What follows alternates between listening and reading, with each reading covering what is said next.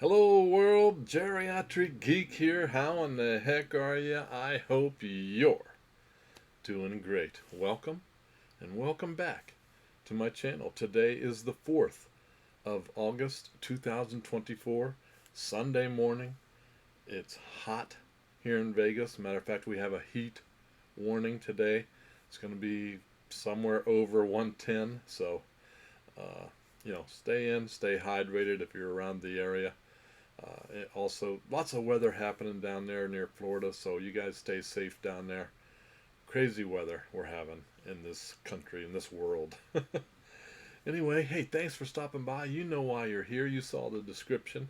I picked up a few things. That's right, I picked up a few movies over the last week, and wanted to share them with you. Some old, some new. Um, yeah. So, again, I really do appreciate you watching. Let's do this thing. First up is a movie that I saw in theaters when it first came out in 1992. And I'm not a big Western person, but this movie was, to me, was an iconic Western. And I had to have it on 4K. Can't wait to rewatch it. Of course, it's got Clint Eastwood, Gene Hackman, Morgan Freeman, and Richard Harris in Unforgiven. This thing got 4 Academy Awards, including Best Picture. One of very few westerns that ever got an Academy or Best Picture. Unforgiven. This is, like I said, 1992. It's R-rated, 132 minutes. I love Clint Eastwood. Probably this Dirty Harry series was probably one of my favorites. Then I did watch him when I was a kid in a series on TV called Rawhide. Anybody out there remember that? If you do, you're about my same age. Unforgiven. Unforgiven. Let's see, what's he say here? Eastwood and Morgan Freeman play retired outlaws who pick up their guns one last time to collect a bounty. Richard Harris is an ill-fated killer for hire, and Hackman is a lawman of sly charm and chilling brutality. Unforgiven is a western for the ages. Indeed, one of the best. Let me know in the comment section below if you've seen Unforgiven. If you haven't, I definitely recommend it if you like westerns at all. But Clint Eastwood, wow, this is a great movie. Can't wait to rewatch this in high definition, well, very high definition, 4K. All right. Now, the next two are not blockbusters, but they've been around a long time. One of them I've seen, the other I have not seen. This is kind of a continuation of my collecting proclivity. I have Criterion, I have Arrow, I have Vinegar Syndrome, I have all those separate collections, and also one of them is Full Moon. That's right, Full Moon Features, Full Moon Entertainment, all the iterations of Charles Band's Full Moon. So this one is called Shadow Zone. This is remastered. It's on Blu-ray, obviously. So Shadow Zone. This is not a none of the Full Moon movies are excellent. I'm sorry. I liked some of them. Trancers, probably one of my favorite. Castle Freak. Castle Freak. And, of course, Puppet Master series. But Shadow Zone. This is R-rated, 88 minutes from 1990. Of course, it is a sci-fi horror movie. Amazing, crazy it sounds, I have this on VHS. So this is an upgrade. Bit of an upgrade. I haven't watched this in many years, probably since when I got it on VHS back in early 90s. Shadow Zone. It's got great creature, from what I remember, it's got great creature features and gore effects. So we'll get back to it. Beyond Alien, Beyond the Thing.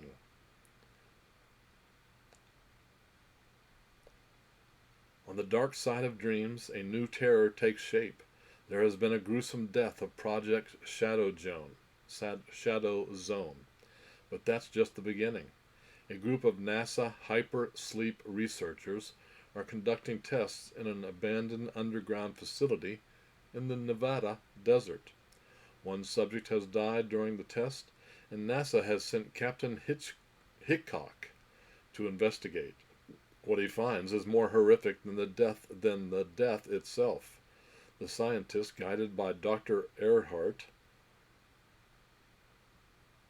have broken the boundaries of dream state sleep and have tapped into a parallel dimension, ushering in an evil alien being that can assume any life form it chooses. Can our heroes survive the horror of the Shadow Zone? We shall see. Can't wait to recheck this out. It's been a long time, and I watched it on VHS for the first time. All right, next up is another full moon features. These were relatively inexpensive, so that's why I went and got them. Plus, I didn't have them in Blu-ray form. This one I've not seen, nor did I have at all in my collection. Seed People Remastered. The Root of All Evil. Seed People. R-rated, 81 minutes from 1992. It's a sci-fi horror. Looks like it might be a bit of a comedy. From what I understand, this is kind of a retelling, a reboot, or just a retelling, of the Invasion of the Body Snatchers. So, a different, obviously different context, but Seed People. Like I said, I do not remember ever seeing this one. Prepare to unearth the root of all evil with this classic 1992 full moon science fiction horror movie that'll get under your skin. Welcome to the sleepy little town of Comet Valley, where nothing much exciting ever happens. That is, until the town is invaded by sentient plants from outer space. Intent on taking over the earth, this fearsome foliage has found a diabolical way to pollinate humans, turning them into walking, talking, and killing seed people. Can Comet Valley's resourceful residents fight off the alien invaders, or is the planet doomed to become a savage garden of alien evil?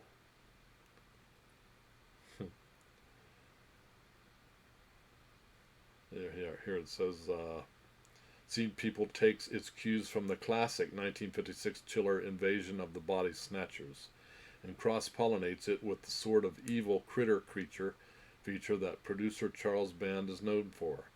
The result is a lean, mean, ferociously fun, dark fantasy epic, presented here for the first time in stunning HD, remastered from the original negative. Seed People. Have you seen it? Let me know in the comments section below. Now this is a new movie, just released recently, I believe last Tuesday. The Biggest Fear just got bigger. Sting. R-rated, 91 minutes from 2024. Of course, it's a horror movie, a bit of a creature feature.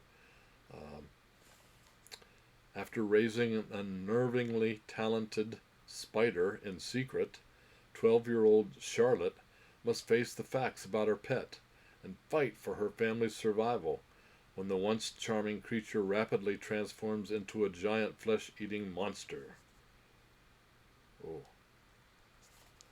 Okay, there you go. It's got a nice slipcover also. There you go. Let me know. Have you seen Sting? I'm going to watch it probably tomorrow. Next up, this also was just released last Tuesday. Don't know anything about this one. Don't think I've ever heard of it. Of course, I've heard of the star of this film, Tom Savini. Tom Savini is the Ripper. This is put out by Degasso Video. Degasso Video. All right, The Ripper is not rated. It's 102 minutes from 1986. And Tom Savini plays the Ripper in this movie. And apparently, Savini has done interviews since this movie and said he was embarrassed by it. So that alone makes me want to watch it. Something that embarrassed Savini, I want to watch. One of the most feared figures in all of history, the elusive Jack the Ripper prowled the streets of Whitechapel in London, England in the 1880s, murdering and eviscerating a number of women before disappearing back into the shadows, until now. A century on from these gruesome crimes, a professor at a Midwestern college, teaching a course on famous crimes depicted on film, happens across an old ring at an antique store, which bears an uncanny resemblance to one believed to have been worn by Jack the Ripper himself. No sooner has the professor started wearing the ring than he finds his dreams assailed by visions of women being gruesomely disemboweled. When grisly real-life murders start taking place in the local area bearing the hallmarks of the murderer of Whitechapel, could it be that a Jack the Ripper copycat is on the loose, or is something even stranger afoot? Huh. Okay. Like I said, let me know if you've seen this or if you've heard of it. Again, I've not. Don't know anything about it other than Tom Savini's in it, and he was not especially happy with how it turned out. So can't wait to check it out myself. The Ripper. Degasso Video. Degasso Video. Interesting. Another one that I just picked up. I don't know when it originally came out, but what caught my attention was it's distributed by Diabolic Video, where I got it. The Freak Maker. Look at that cover. I love that cover. That is cool. The Freak Maker, aka The Mutations, is R-rated, 92 minutes from 1974. Obviously a horror sci-fi.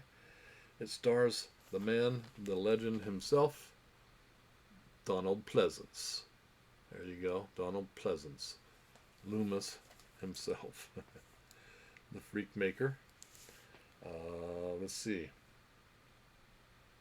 It also has Tom Baker. He was the fourth Doctor from Doctor Who, from back in the day. Is also in this movie.